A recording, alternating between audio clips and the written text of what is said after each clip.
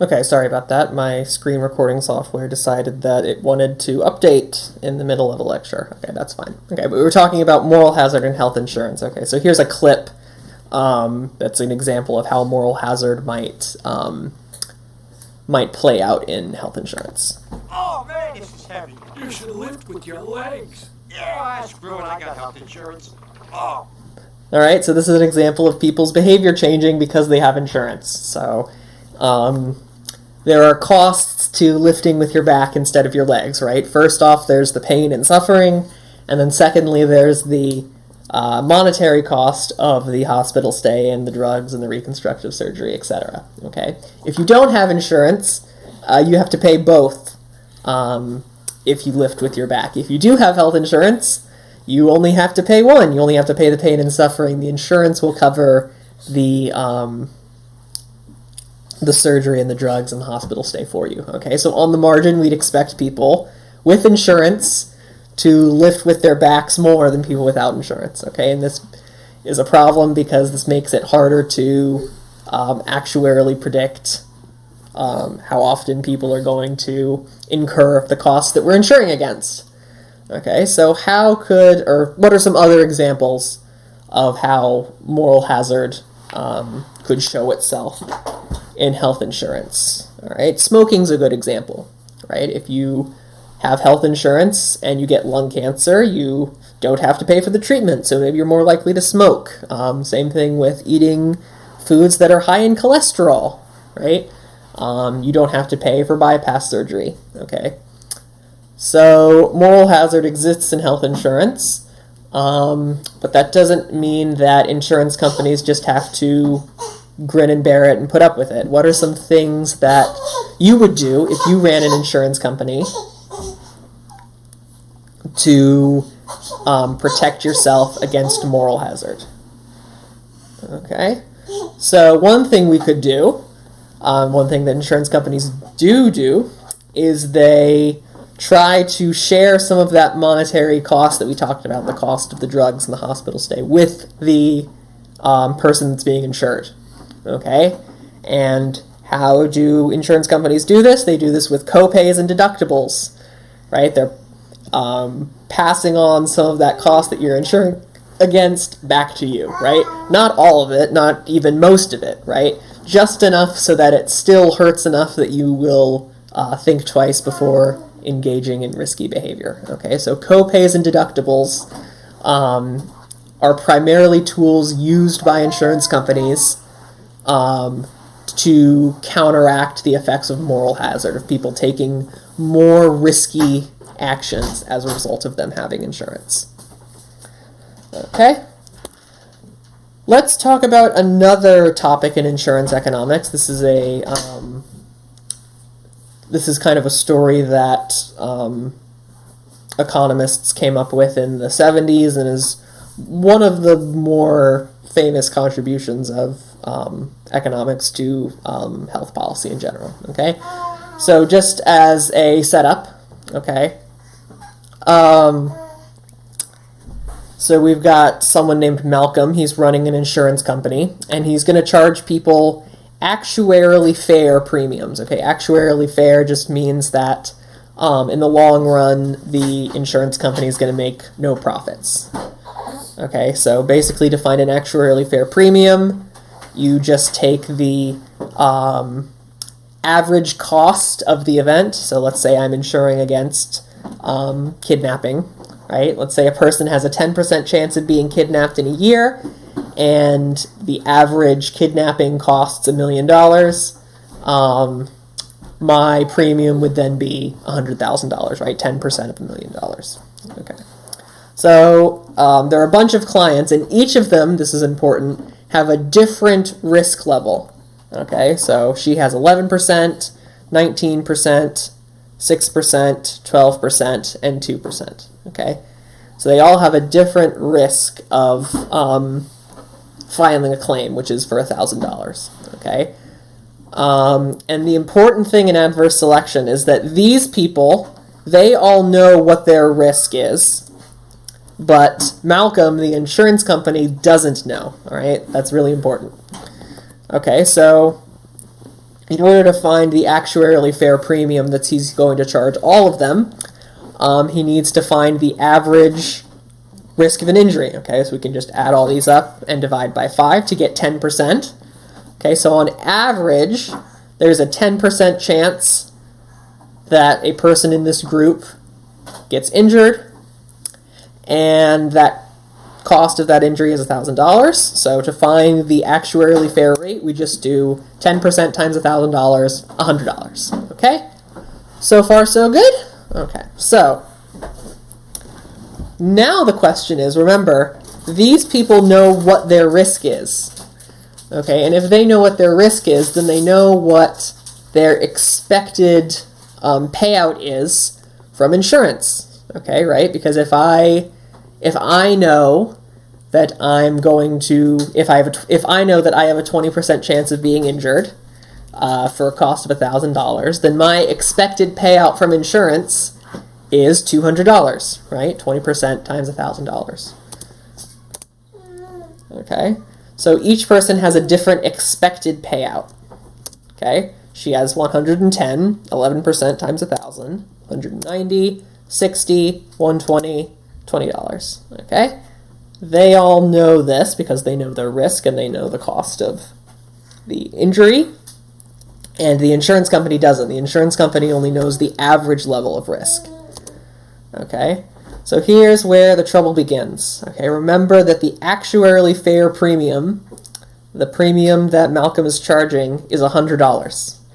So if he charges this premium, what's going to happen?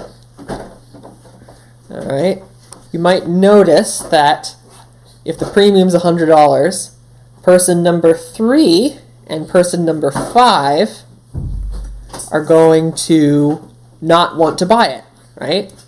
Why pay $100 for a $60 or a $20 expected value? So they drop out, okay? And this is where things get worse, right? Because now that they've dropped out, the actuarially fair rate has changed, okay? Because the average risk of the pool has changed, okay? Because now it's the average of 11, 19, and 12. It's 14%. Okay, so now the actuarially fair rate is $140. Okay, but that starts changing things again. Okay, because if the actuarially fair rate is $140, then now these two people drop out. Right, because why pay $110 or why pay $140 for $110 in expected value? Okay, and now we're just left with one high risk person. Okay. The rate stays at 190, and 80% of people go uninsured. Okay, this is a dead weight loss. Okay, so when this process happens, where all of the low-risk people drop out of the insurance pool, economists call this an unraveling of the market, or the cooler name is they call it a death spiral. That's the real name. It's a death spiral. Okay. So, first off, what could insurance companies do when faced with this problem of adverse selection? Okay. So think about it. If you were Malcolm, if you had this insurance company and you were facing this problem, what would you do? All right. The main thing you'd want to do is you'd want to charge different people different rates based on their risk, right? Remember, the whole reason we get this adverse selection problem is because individuals know their risk and the insurance company doesn't. Okay, so if the insurance company can help figure out what people's risks are, maybe even know their risk better than they do, because they have the actuarial tables, then you can just charge, you would charge, her 110, him 190, him 60, her 120, her 20, right? And then you would have no adverse selection, right? Because we'd be charging every person according to their risk. And even if we just, we charged, these two people, we charged her 40, we charged, these, we charge, she's just not going to get insurance no matter what. We charge him 100, or we charge these 3 100, and we charge him 150, right? That's another way of combating adverse selection, right? The main idea is that we want to pay people or charge people different insurance premiums based on their risk. All right, but let's say insurance companies can't do this, right? It's just hard, or one kind of reason unrelated to economics is this would result in sick people or people with pre-existing conditions paying much higher insurance premiums, right? If they were to get information on me, for example, they would say, oh, you have asthma, you have a really serious food allergy, we're going to charge you a much higher premium. Okay, and many people are uncomfortable with this. Okay, so what can the government do? Okay, so we're going to say insurance companies either can't charge people different rates based on their risk because it's too hard to figure out, or maybe we don't want them to for equity reasons. What could the government do to help combat adverse selection? Okay. And this brings us to the Affordable Care Act. So this is actually designed by MIT economist Jonathan Gruber, and his specialty was healthcare economics, and more specifically, adverse selection. Okay, so what the main thrust of the ACA is we want to combat adverse selection, right, lower costs, by requiring that everyone purchase insurance. Okay, so remember, in our adverse selection model, premiums are going to go up because the low-risk people aren't going to buy insurance. So the simplest thing the government can do is just require everyone to buy insurance. Okay, so the other thing we talked about is we're going to prevent, in some ways, insurance companies from charging different rates based on levels of risk. You can still cater it based on people's age and whether or not they're a smoker, but anything else, pre-existing conditions, blood pressure, weight, family history, whatever, you can't use those, okay? The second problem is, let's say all of these low-risk people, right? This $20, this woman with a $20 expected value from insurance, she's going to be really upset if we make her buy a insurance policy with a $100 premium, right? She's pretty much unambiguously being made worse off. Okay? Maybe even she can't afford it. Okay, and if she can't afford it, she can't buy in and subsidize all of the other people. Okay?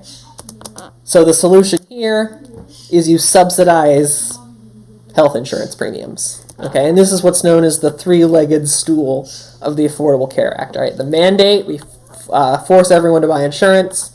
The regulations, we prevent insurance companies from charging different people different rates based on their risk. And the subsidies. Okay, so the mandate is the really unpopular part of the ACA. The regulations and subsidies are more popular, all right, but without the mandate, let's just say you had rules saying you can't charge people rates based on their risk, and we'll subsidize your health insurance if you can't afford it, okay? What happens if you have those two without the mandate? All right, well, what would happen is low-risk people would just wait to buy insurance until they're already sick, or not buy insurance at all. So the mandate is the third leg of the stool that makes everything work. Okay, so I think this is a good place to break off. And when we come back, we'll talk about other systems of health insurance that are found in different countries and stuff like that. So see you then.